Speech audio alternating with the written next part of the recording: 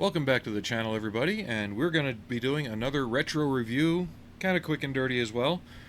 This is the Academy M2 Bradley, the original production, non-A1, pre-Desert Storm, mid-1980s version.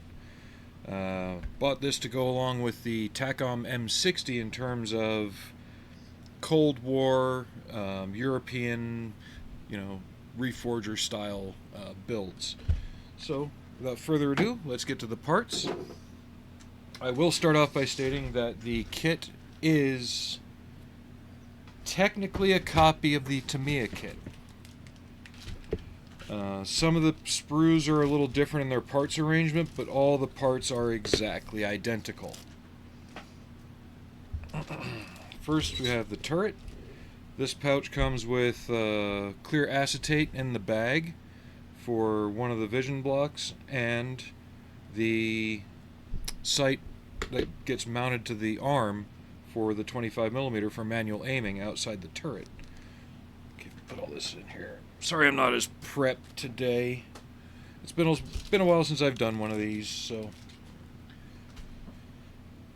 play along nice, huh? So here's the turret pieces, well molded. I don't remember ever really having trouble building it back in the day, so this is going to be a fun one to revisit as well. I may order the Tamiya infantry kit with everybody kind of running and have them coming out the back door. So, pretty nicely broken down parts wise. Here's the running gear. We've got two of these. They're essentially the same sprue. Looks like one of the sprockets has come off. I don't know if I'm going to put too much effort into adding details. I might go through and see what I can manage to add via things like sprue, nuts, bolts, and rivets, things like that. Whatever I can make to make it easier. So we got some idler and one sprocket part, and looks like one of the taillights and a return roller. I'll just leave them in the box. Don't want to lose those. For a kit that was tooled in 1987, it's got its issues. It's rather simplistic, a little bit on the toy-like side, but it's not a terrible model. With a little work, it can shine up real nice. So both these sprues are the same.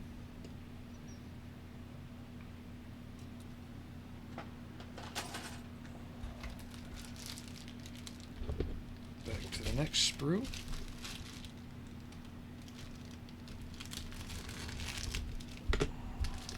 What you want to bet I didn't even cut the bag all the way open on that one? But we've been doing alright. I wanted to do a stream today, but I just could not get my head into the let's work on stuff mindset.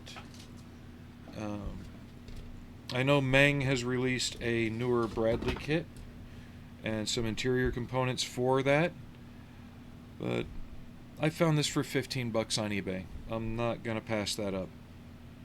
So again, simpler parts. We have our tow missile parts, part of the 25mm system here, some of the Pioneer tools,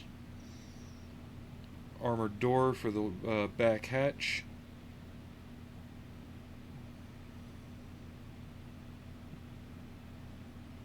so that looks like it's going to be interesting,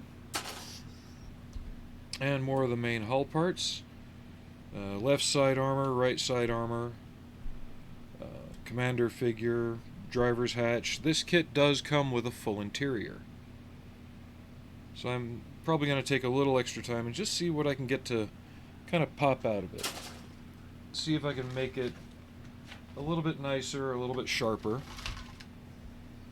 Here's our two hull sections. Most of the detail is pretty much on par with what the vehicle should look like. Basically, I'm going to go through, look at some reference images, find a vehicle and stick to that. Just make that particular one. One I've got in mind has the summer camo, which is the two different greens with the white and the black crow's feet lines. So it's the dark green and the brighter green. I think that looks particularly striking on this vehicle. If you have the Tamiya version, it's essentially the same kit.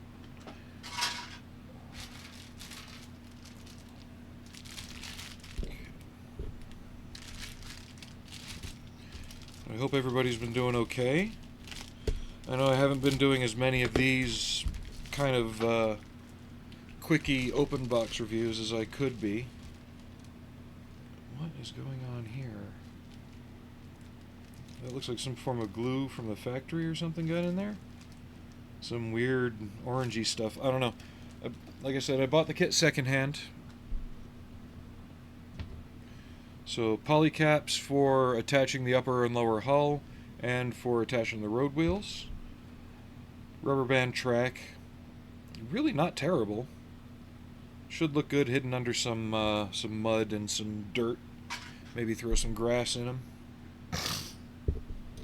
Here's our interior portions. The floor, tow missile launchers, or not launchers, tow reloads, tow rockets. Crew seats, spare ammo cans for what looks like these might be the 25mm. These look like for the 5.56 for the porthole weapons. And a neat little detail. These rings, they're also in the Tamiya kit. See these rings right here? These are meant to be sliced off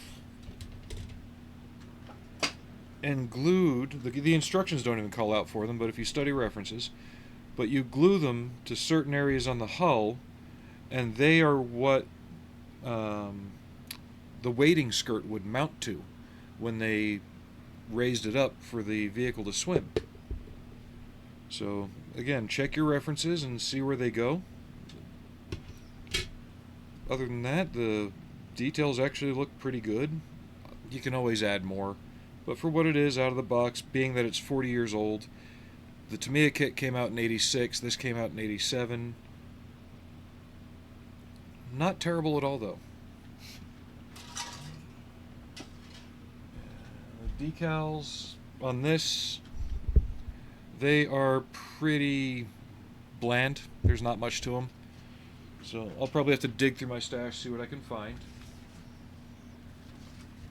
Instructions, typical Academy, exploded view. They almost look photocopied. Definitely not a copy of the Tamiya instructions. They usually have little characters, especially from this vintage. They have a character acting like he's assembling the model, but he's a little 35th scale figure. And it only gives one color scheme, being olive drab, which means this model is definitely from 87, right there. Later editions of it had Desert Storm boxings. They had the other camouflage variations in the instructions. And this kit was also re-released at the time of Desert Storm with more Desert Storm oriented packaging. And I believe the base hull of this was used for the M2A1 version of the kit, the ODS version, with a lot of different parts to be added to it. So that's the review for the Bradley. I hope you all have a good day, and thanks for watching.